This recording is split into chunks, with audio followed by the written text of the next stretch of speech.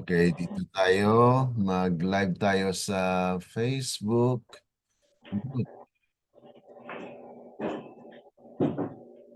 Page. Ang ating Facebook ay kwan lang naman to private po siya. So yung mga nasa present truth lang ang makakwan. At least they can also follow up. Kasi they are requesting can you live para at least kahit wala kami ay makwan daw nila ma-review. So kaya yun ang purpose natin. Believers lang ha. Live natin. Sorry. Believers. Truth. Ano yun? Dandahan ka. Okay. Ba't hindi siya magkwan? Dali lang ha. Hindi ko siya ma-live. Present truth. Oh, present.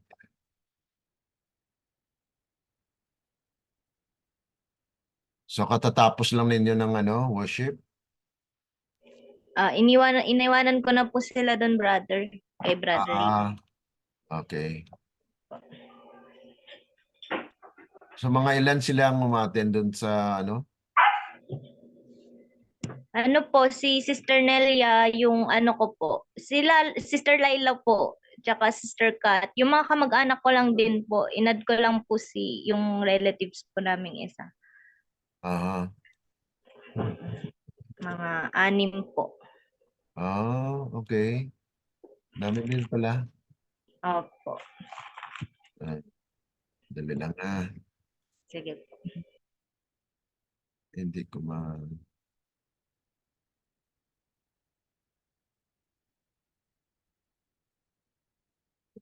page of group.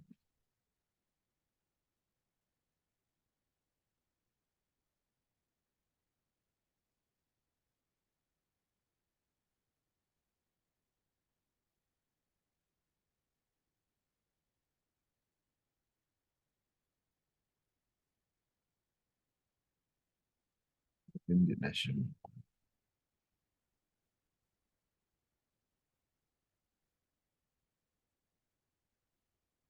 Parang iba na ang setting ng Facebook ngayon na hindi natin maka-live. Dali lang ha. Sige po.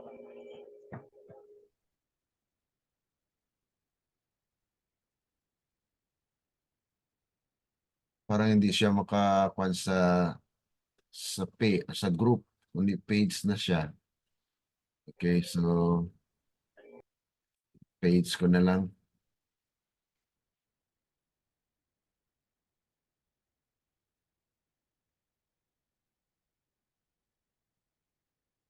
Okay. So live na lang tayo sa SDA online study. I have also a page in Facebook na kwan siya. This is online Bible study for SDAs. So ito yung masundan ng ating mga kapatiran. Those who will be on live, they will look at this online Bible study. SDA online Bible study. So iba ito sa Present Truth group. Dahil hindi ako maka-live doon sa Present Truth Believers group, ay dito tayo sa SDA online Bible study. So those who are following the page will see our Bible study today. Okay, dito na po tayo sa part na okay.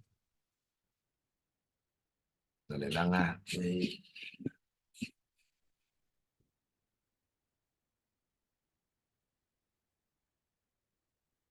Okay. Share ko yung ating PowerPoint. This is part 1. Part 1 of the Fall of Humanity. Chapter 3 na po tayo. So dito sa chapter 3 ay we can see how Satan deceived the first human family. May mga prinsipyo tayo na matutunan dito at ito ang basihan ng kasamaan sa sanglibutan ngayon because we are dealing with biblical history. So, bago tayo manalangin ay we have this prayer thought. I will be reading in English and just follow me on Tagalog, okay? Sabi rito, inspiration says, the fall of our first parents broke the golden chain of implicit obedience of the human will to the divine. Obedience has no longer been deemed an absolute necessity. Ayan. So ito yung tinatawag natin na dumaloy sa dugo ng sangkatauhan na kung saan ay ang pagbagsak ng ating unang mga magulang, yun ang sumira sa ginintuang tanikala ng tahasang pagsunod sa kalooban ng Diyos. So ang kalooban ng Diyos ay hindi nasusunod dahil sa kasalanan. Kaya sabi rito, obedience has no longer been deemed an absolute necessity. So ang pagsunod ay hindi na tinuturing na isang ganap na pangangailangan. And then the human agents follow their own imaginations. Okay, yun po. Yun ang nangyari sa tao na sinusundan lang nila ang kanilang sariling imahinasyon. Kung anong iniisip nila, kung anong paniniwala nila, yun ang sinusunod nila. The Lord declares, or Lord Jesus declares, sabi rito, which the Lord said to the inhabitants of the old world were evil and that continually. So, naging masama ang sanglibutang ito na kung saan ay ang mga ahente ng tao ay sumusunod sa kanilang imahinasyon at sumusunod sa kanilang mga sarili na panukala. At ito ay sinabi ng Panginoon na ang naninirahan sa lupa ay ganito na yung kanilang sitwasyon o kondisyon na masama na. At sabi ng Panginoon, sinusunod ko ang mga utos ng aking Ama. Paano? Sabi rito, the Lord Jesus declares, I have kept my Father's commandments. How? As a man. So, yun ang naging solusyon ng ating Panginoon. Kaya dito sa ating pag-aaral sa chapter 3, ay mapag-aralan din po natin kung paano nag-intervene ang ating Panginoon. So, may tatlong bahagi ito, ang chapter 3. Una ay ang temptasyon. Pangalawa ay ang pagkahulog o pagkabagsak. And then pangatlo ay yung sumpa na pumasok sa sanglibutan. Kaya sa biblical history or account of history ay ito po ang karanasan ng una nating mga parents o mga magulang. Kaya sabi rito, sa mga paratang ng mga Hudyo ay tumayo siya sa kanyang dalisay banal at tinamon sila. Sino sa inyo ang nakakumbinsi sa akin tungkol sa kasalanan? So, kaya ating i-dig up kung paano ba pumasok ang kasalanan. Bakit pinahintulutan ito? So, actually, mabasa natin yan sa Prophets and Kings chapter 1, why sin permitted, and then also the great controversy. Yun ay actually part ng kung paano ang Diyos ay nagpahintulot. Pinahintulutan niya ang kasalanan na pumasok. Actually, it is a revelation of God's love. Manifestation po yan ng pagmamahal ng Panginoon na pinahintulutan niyang kasalanan na pumasok para ma-reveal ang character ng kasamaan. Kasi hindi mo ma-appreciate yung pagmamahal ng Panginoon pag walang ganito na talagang pinakita ng Panginoon kung gaano niya kamahal ang kanyang nilikha, na ang bugtong niyang anak ay pinagkaloob niya. Siya ang may-ari ng lahat pero binigay niya ang kanyang buhay. Kaya sa ating pag-aaral sa chapter 3 ay ating idalangin sa Panginoon na tayo patnubayan sa pagkilala sa Kanya. Dahil may mga tao na wala nang kautusan. Dahil ang Diyos ay pag-ibig. Pero yung kautusan na yan ay pagsubok. Kung hindi tayo makalampas dyan, ay hindi tayo maka-pursue sa next step. Ibig sabihin, ang mga pagsubok, di ba, sa pag-aaral, hindi ka makagraduate pag walang test. Yung test is actually, kanyan, para makaangat ka, then you need the yung test.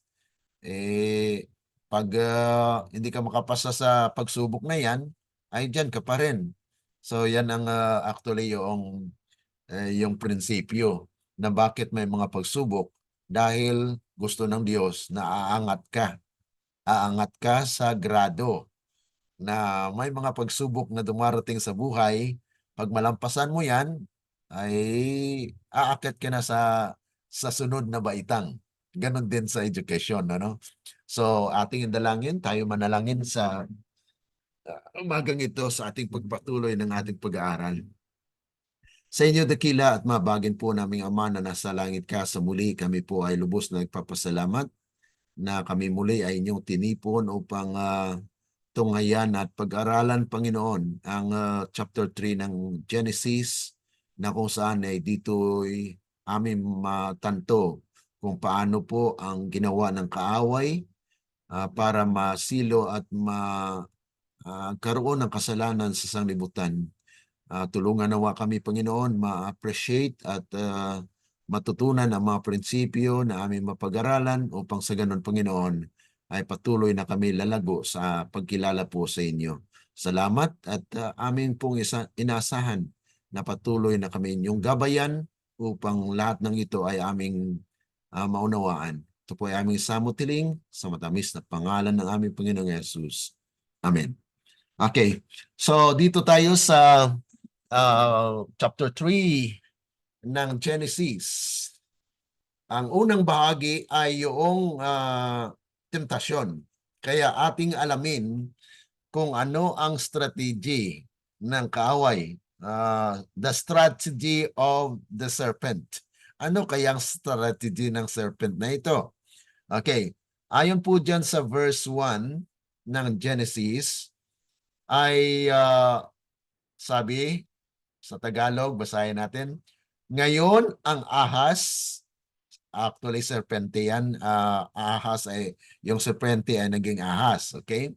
So, ang translation sa Tagalog ay ahas. Okay, ngayon ang ahas ay hindi ay higit na tuso kaysa alinmang hayop sa parang na ginawa ng Panginoong Diyos.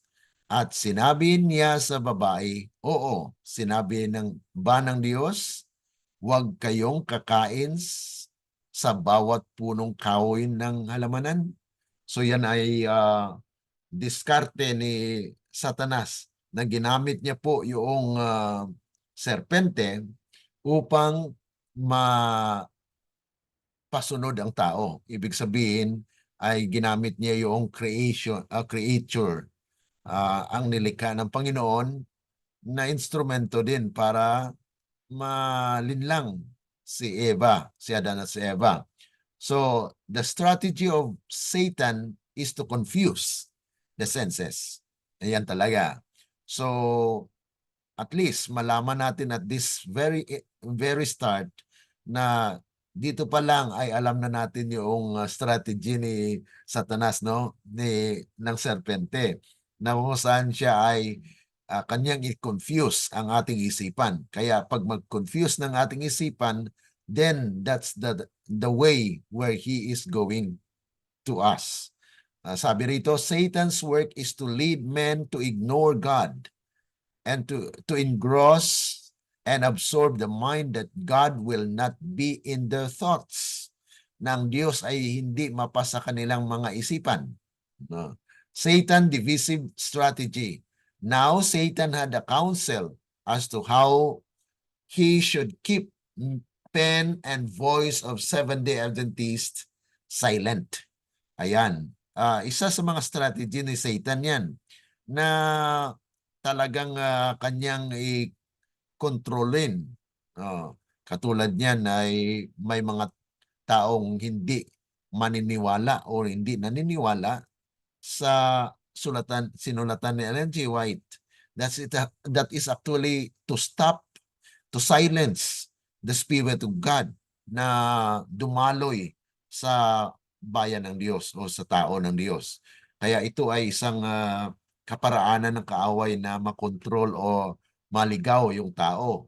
Kaya yung sabi rito, if he could only engage their attention and divert their powers in a destruction to weaken and divide them, his prospect would be fair. So yan ang kaparaanan ng kaaway na ma-divide yung isip. Kaya magkaroon ng confusion ang mga believers. Satan in the form of a serpent confused or conversed with Eve. The serpent had not the power of speech. Di ba? Ang serpente, wala namang kakayanan yan. Pero ginamit ng kaaway yung serpente para maligaw at ma-confuse ang mind ni Eva. Sabi rito, but Satan used him as a medium. It was Satan that spoke, not the serpent. Eve was deceived and thought it was the serpent. This serpent was a very beautiful creature with wings. Ngayon nawala na ito. Yung serpente, nawala na yan. Dahil naging ahas siya.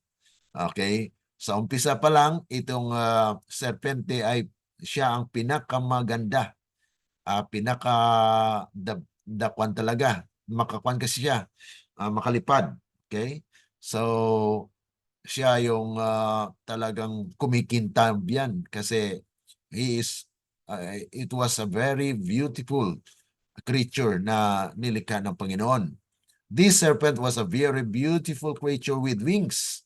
And while flying through the air, his appearance was very bright, resembling the color of varnish gold. Wow.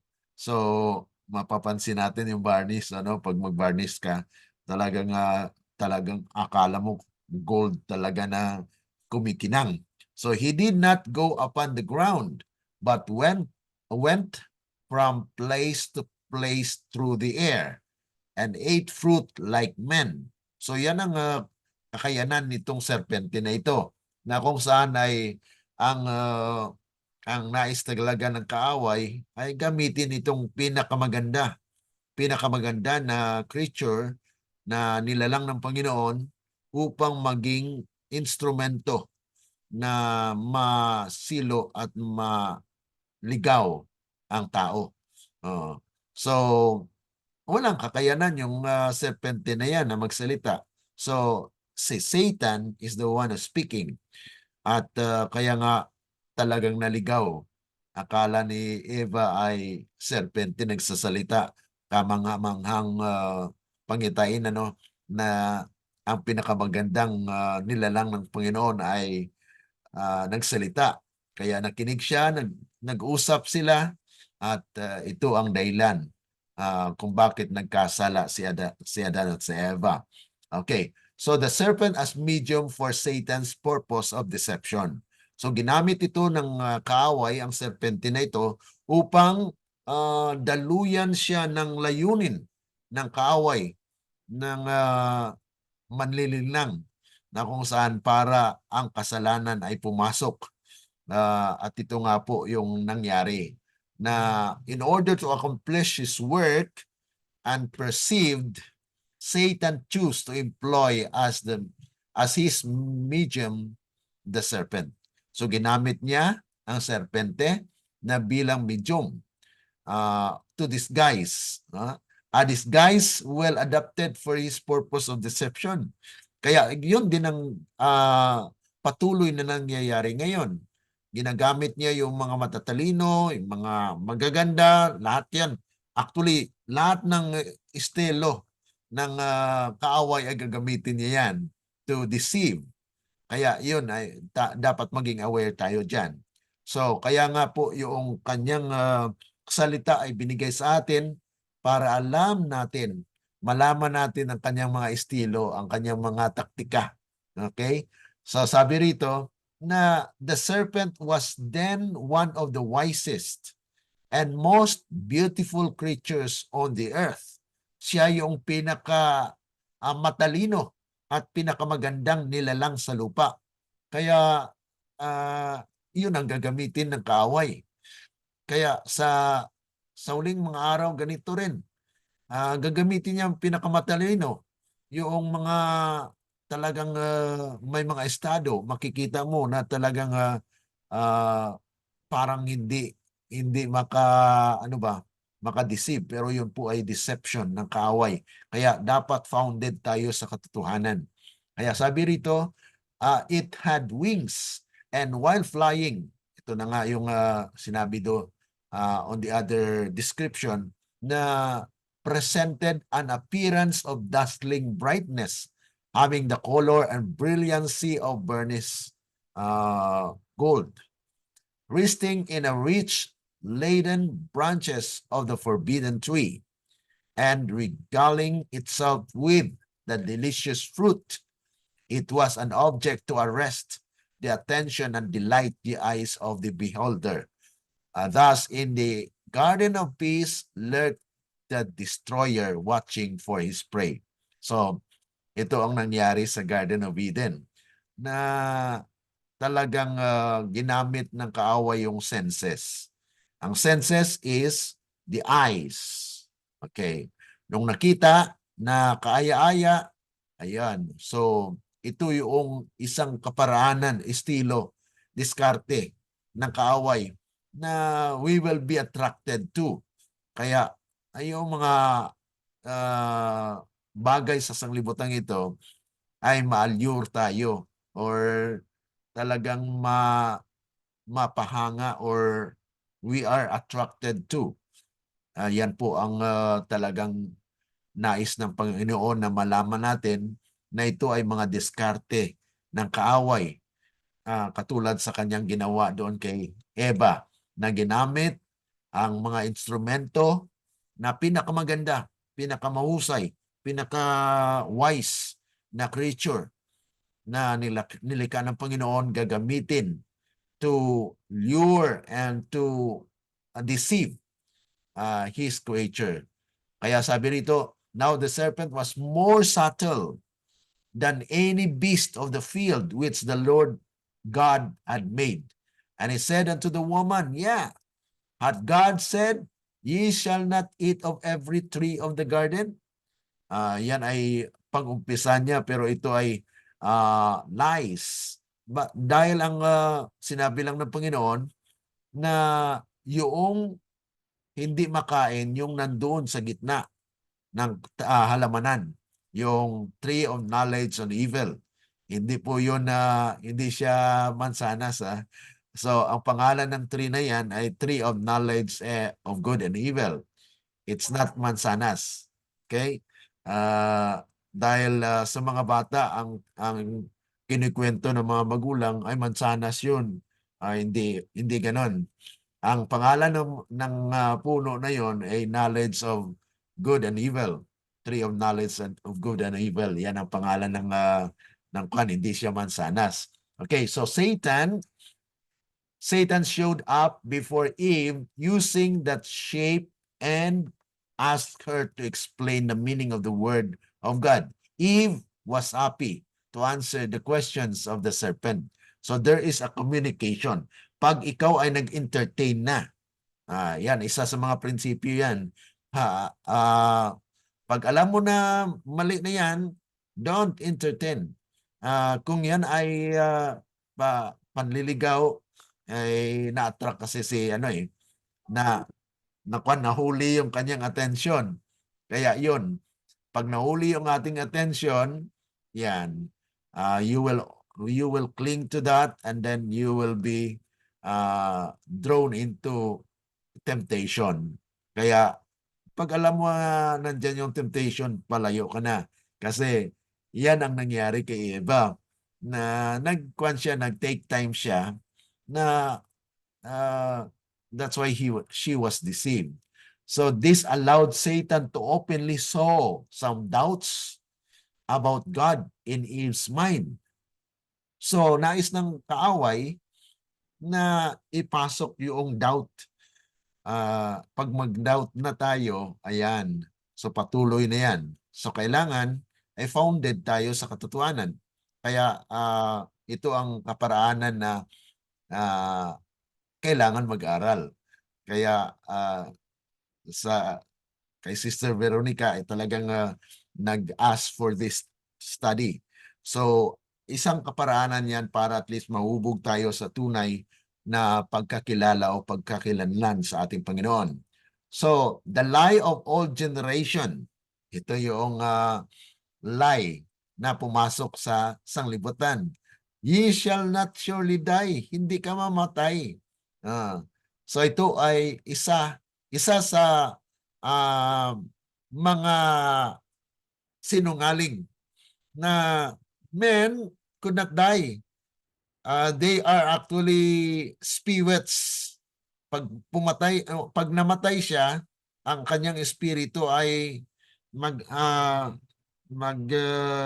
ikot-ikot. Ibig sabihin, there are souls na babalik. Ito ay lie. It's a lie na yan ay doktrina ng kaaway na man will not die. When he dies, he will come back. Satan, the fallen prince, was jealous of God. Ito yung dahilan bakit na pumasok yung kasalanan sa lupa. So, gusto niyang maging mataas.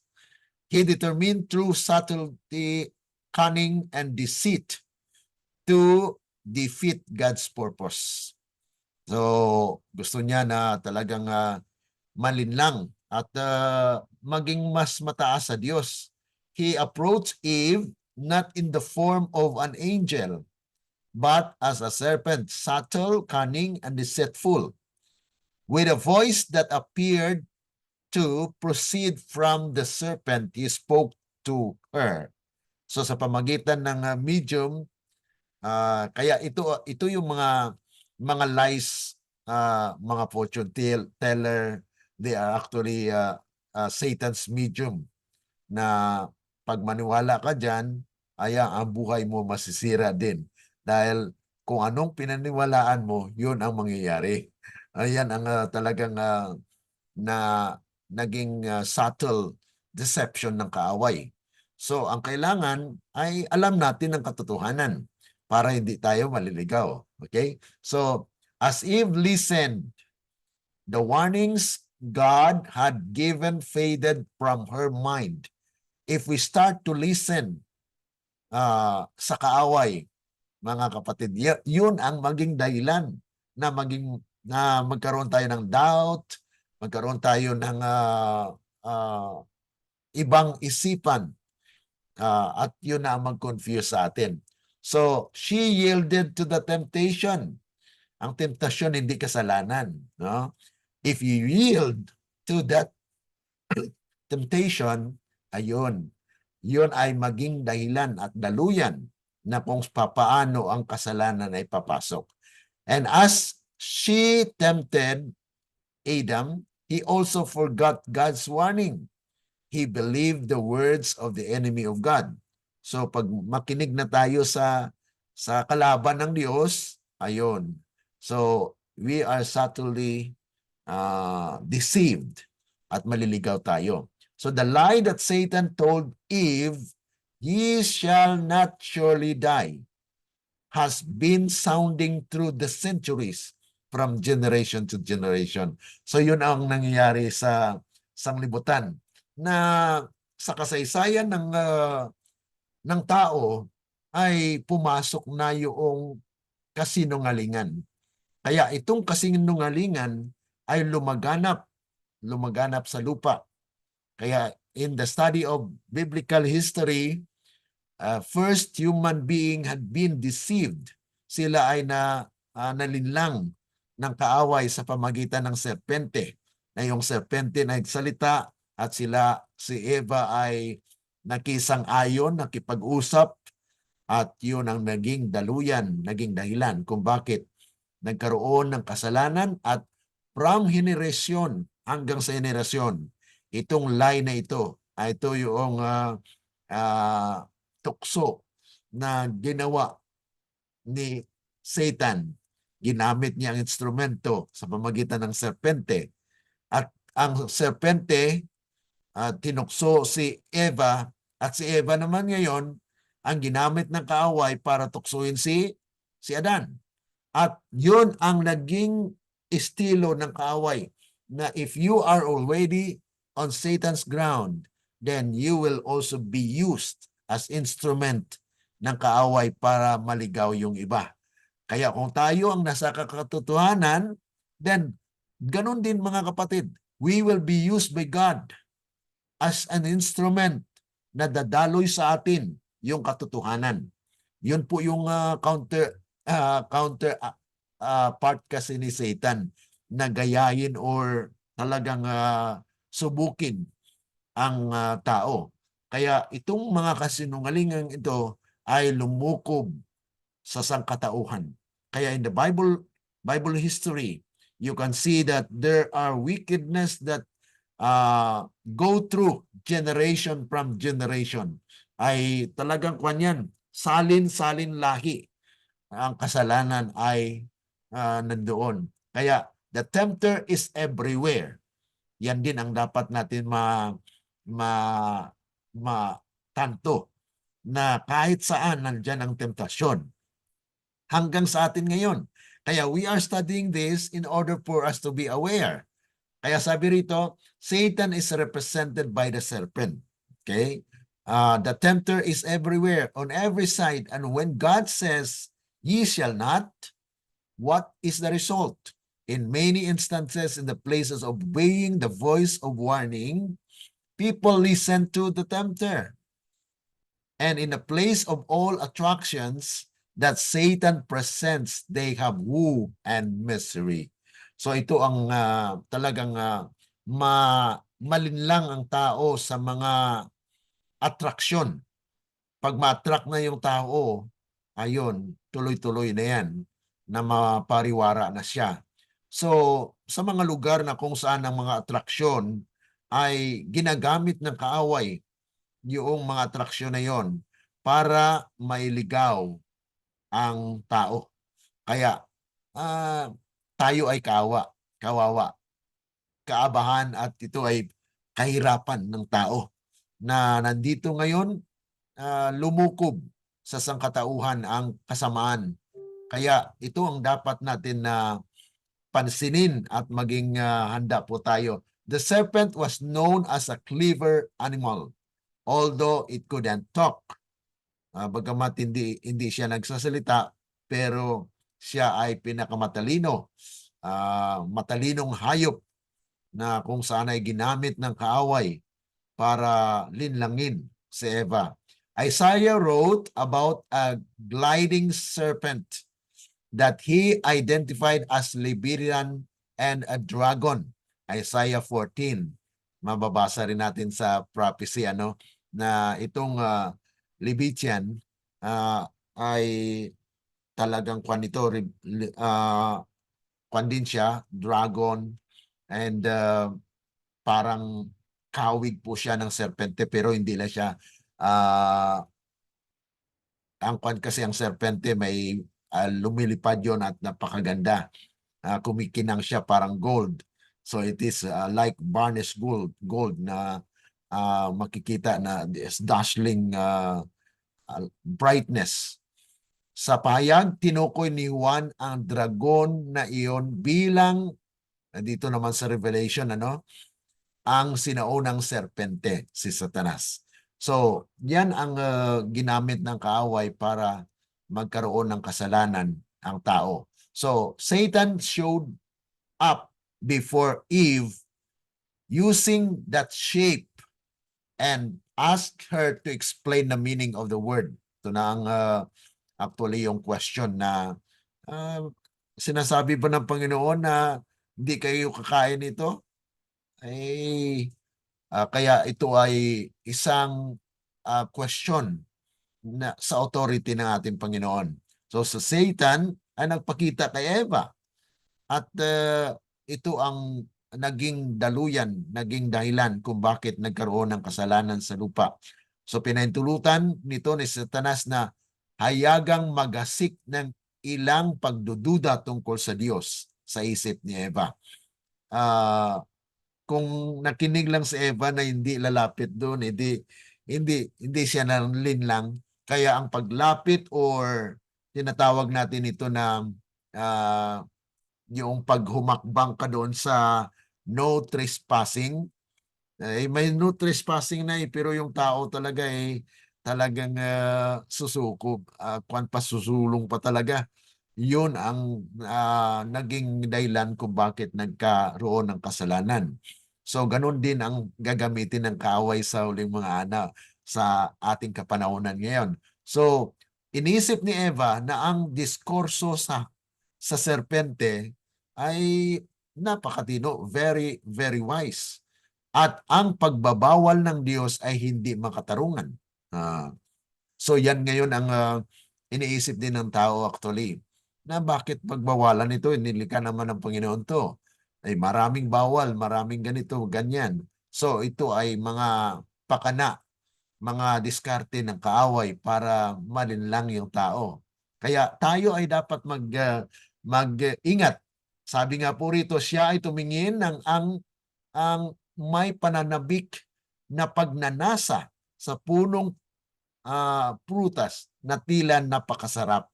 So yan ay isang temptasyon na dapat maging aware tayo.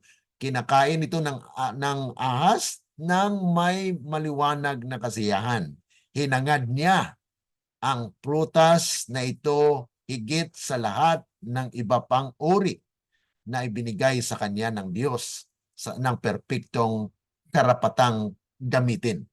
Okay, so itong yung senses ay ginagamit ng kaaway para ma-attract tayo. Okay, una, the eye, yung pag nakita mo. So, talagang ginagawa ng kaaway na napakakanyan, napakaganda yan, napakagaling. At yung panlasa, yon isa sa mga diskarte ng kaaway, yung panlasa natin. Yan din ang gagamitin ng kaaway para malinlang tayo. Yun ang nangyari kay Eva. Okay, so the forbidden fruit. Ito na yung Eve's reaction doon sa forbidden na fruit na yon na sinabi ng Panginoon na huwag kainin. Sabi rito, kaya't nang makita ng babae na ang punong kahoy ay mainam na kainin. Nakita niya. So ibig sabihin, the eye behold. Pag mag-behold tayo mga kapatid, yan ay isa sa mga kaparaanan ng kaaway na ingatan natin na dapat maging aware tayo. Na ito ay nakalulugod sa paningin at isang punong kahoy na kanais-nais upang makapagparunong. Siya ay kumuha ng bunga nito at kumain. Binigyan din niya ang kanyang asawang kasama niya at kumain siya. So ito ay dumaloy yung paglabag sa utos ng Panginoon. Nasabi ng utos, wag kainin yung punong kahoy na yan, ang bunga ng punong kahoy ng pagkilala ng masama, ng mabuti at masama. So yan ay naging dahilan kung bakit nagkaroon ng kasalanan. So this is actually the foundation na kung saan ang sangkatauhan ay nagkaroon ng kasamaan because of that. So ginamit ng kaaway ang senses, yung taste, yung paningin. Kaya ingatan natin yan para hindi tayo maligaw ng kaaway. Kaya dapat tiyakin natin na talagang nakadepende tayo sa kapangyarihan ng Panginoon na siya lamang ang makapagbigay sa atin ng kalakasan kasi wala tayong kalakasan sa laban dito sa mga temptasyon na dumarating sa atin. Kaya submission to God is actually power. Doon tayo nagkakaroon ng kapangyarihan. So the origin of the chain of sin laid in Eden, na ito ngayon ay patuloy na gumaganap o nangyayari. Especially kung basahin po natin yung story of redemption, ito po ay mula sa story of redemption na pinahayag po dito kung papaano na ang displeasure of the Lord had been felt after na nagkasala si Adan sa Eva, na ang sumpa ay dumating sa tao. So ito yung pundasyon ng makasalanan sa lupa, na kung saan ay dahil lang sa bunga ng punong kahoy na yon, test of kwan po yon, test of obedience, na kung maniniwala ba ang tao, ay kung malampasan sana niya yon, ay patuloy na sila ay magkaroon ng kasiyahan sa Garden of Eden. Pero ito ay mayroon pa rin solusyon ng Panginoon. At malalaman natin na kung saan ay ano ba ang solusyon ng tao. Ang solusyon ng tao ay una ay magtatago yan. Okay. Pag nagkasala ka, nagkamali ka, ay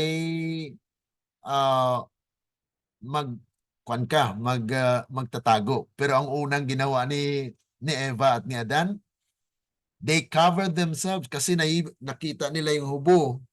Hubo yung kanilang katawan, ay yun, nagtahi sila. So there is actually solusyon ng tao, nagagawa muna ng mabuti yan. Okay? Takpan niya yung kanyang kasalanan. Pag matagpuan nalaman na nagkasala siya, katulad kay Eva at si Adan, hinanap sila ng Panginoon. Inalaman ng Panginoon na nagkasala sila, hinanap sila ngayon. Ang ginawa naman nila, nagtago sila. They hid themselves. Kaya ito ay mga kaparaanan ng tao para ma-solve yung problema na yan. Pero hindi yan ang solusyon. So itong mga temptasyon na dumating kay Eva ay isang pagsalarawan kung papaano pumasok yung kasalanan sa sanglibutan. So pagkatapos niya nito na pumitas siya ng bunga na yon, sabi rito sa Spirit of Prophecy, Story of Redemption, page 35, paragraph 1, pagkatapos ay pumitas siya para sa kanyang sarili ng prutas at kumain. At naisip na naramdaman niya ang nagbibigay buhay na kapangyarihan ng isang bago at nakataas na pag-iral bilang resulta ng nakakagalak na impluensya ng ipinagbawal na prutas. Wow. So mayroong pagbabago sa kanya. Parang naisip niya na, okay, parang maganda to . Siya ay nasa isang kakaiba at hindi likas na pananabik habang hinanap niya ang kanyang asawa na puno ng pinagbabawal na prutas ang kanyang mga kamay. So si Adan ito na parang nakita niya na ang asawa niya ay kumain at talagang nakaka-attract na kaya kumain din siya. So sinabi sa kanya na kumain siya ng prutas at sa halip na makaramdam siya ng anumang pakiramdam ng kamatayan, natanto niya ang isang kasiyasiya at nakakagalak na influensya. So ito ay parang nakita niya, okay naman. Sandaling sumuway si Eva ay naging isang makapangyariang medium na siyang dahilan ng pagbagsak ng kanyang asawa. So yan din mga kapatid na maging instrumento din tayo para mabagsak yung iba. So ito ay sinalaysay dito sa story of redemption na kung saan ay I saw a sadness come over the countenance of Adam. He appeared afraid and astonished. A struggle appeared to be going on his mind. He told Eve he was quite certain that this was the fool that they had been warned against, and if so, that she must die. She assured him she felt no ill effects, but rather a very pleasant influence, and entreated him to eat. So, sa halip na magdamdam sila na parang namamatay na, ay natutuwa pa at nagagalak na i-share yung prutas na yon. At yun ang naging dahilan ng pagdaloy ng kasalanan sa sanlibutan ito. So Eve thought that was achievable and desirable. He believed in immortality and began acting like God. Kasi sinabi ng kaaway na if you eat this, then you will be like God. Malaman mo marami kang malalaman. So yan ay deception ng kaaway. So sa bahaging ito ay atin pong napag-aralan yung temptasyon. Yung temptasyon ay isang kaparaanan na if you yield on that temptation, then you will be resulted into dangerous ground ang pinasok. So ito ang nangyari sa sanlibutan. Kung ating basahin sa Spirit of Prophecy sa Bible, na talagang pinahintulutan ng Panginoon na mangyari ito. Bakit kaya? Para makita ang kasamaan, ang resulta nito. And then, you will come to your senses. Ay, mali pala. So, ibig sabihin, there's a learning that God will vindicate Himself as well. So, mabindicate din ang karakter ng Panginoon. Bakit? Kung i-control niya yung tao, ay ano kaya mangyari? Pag i-control mo yung tao, ay lalong magkuan yan. Maging kuan kasi yan, maging kadailanan na kontrolado ka ng Panginoon. So you don't have any decision. So dito, pinakita ng Panginoon, okay, you are a free man and women. Tayo ay may freedom. Ngunit ang freedom na yon ay naging mitsa para makilala ang kasalanan at maipahayag ang pagmamahal ng ating Panginoon. Yun ang kagandahan doon. Na yes, pumasok yung kasalanan, pero sa kabilang banda ay pinakita ng Panginoon ang kanyang solusyon. Kaya sa sunod natin na part 2 nito, ay malalaman natin kung ano ang paraan ng tao para masolusyonan ang kasalanan. Ano naman ang intervention ng ating Panginoon? Ano naman ang solusyon niya? Doon natin malalaman ang plan of salvation sa sunod natin na serye. Okay, part 2 nitong Genesis chapter 3, na doon ay pinakita may solusyon ng tao, pero hindi yon ang tunay na solusyon. Ang solusyon ng Diyos ang tunay na makapagbigay ng kasagutan doon sa problema ng tao. Dahil siya ay nahulog sa pagkasala, then God has initiative to raise him up. Kaya dito sa ating pag-aaral ay sunod-sunod yan na ating matanto na mayroong solusyon ang Diyos. Bagamat pinahintulutan niya ito, yet God has a foreknowledge of all things and He knows what is ahead.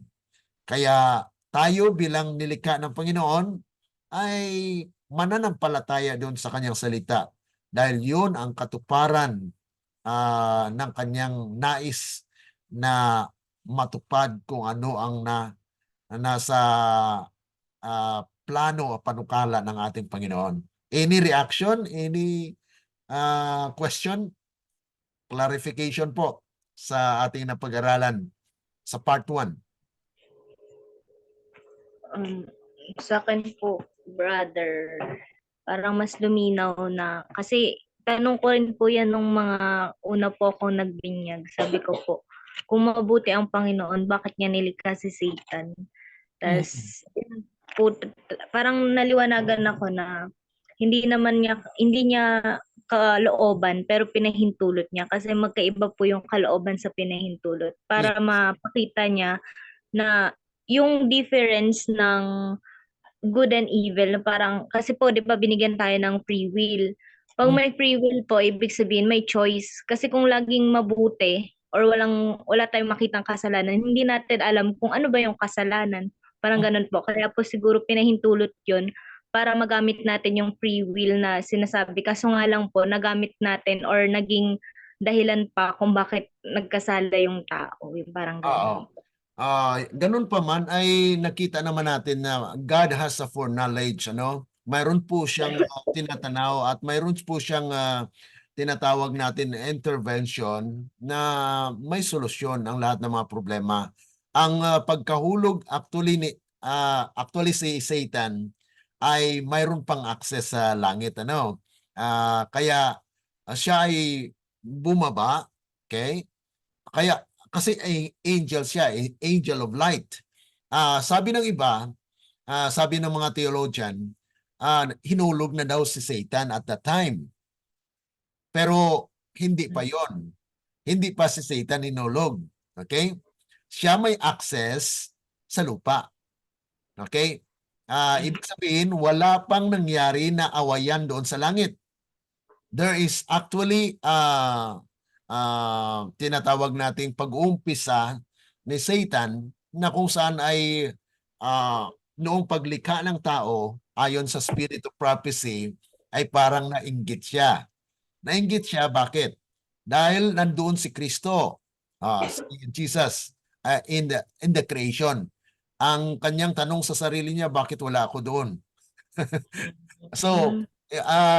sa creation kasi, yung sinabi ng Panginoon, let us make man in our own image.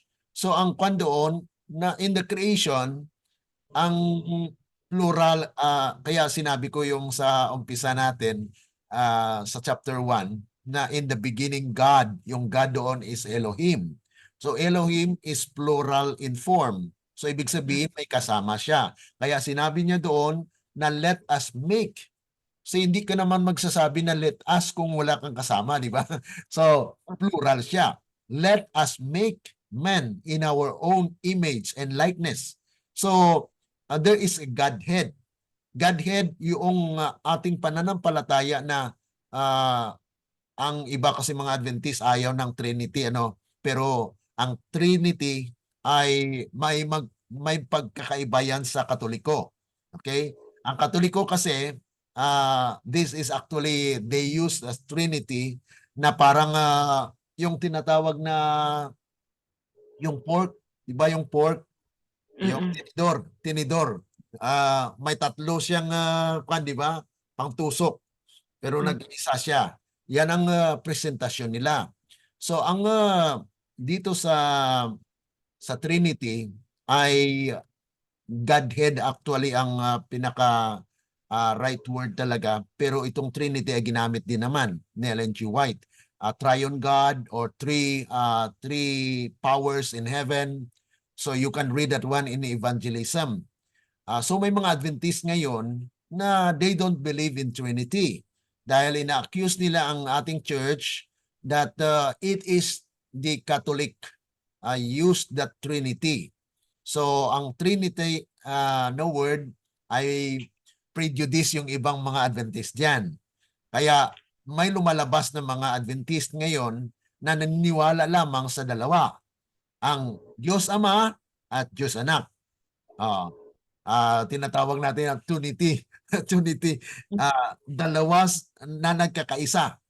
So, how about the Spirit? So wala na sa nila. Ang isipan naman nila ay yung espiritu ay espiritu ng Ama yun. So yan ang dapat makuha natin,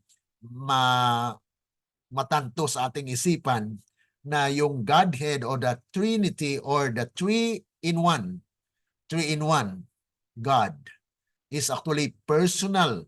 They have their own characteristic and they have their own work.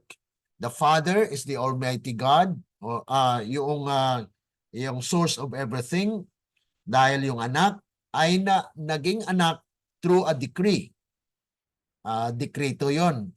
Psalms chapter 2 verse 7, na it was through a decree that God the Son become the Son of God. Bago pa siya ipinanganak. Okay? Yan mabasa natin sa Psalms 2 verse 7, na it was declared that now you will be the Son of God. So a decree yan.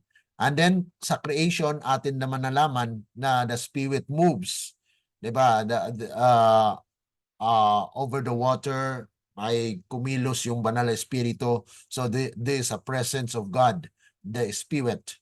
So it is actually the power of God that creates everything.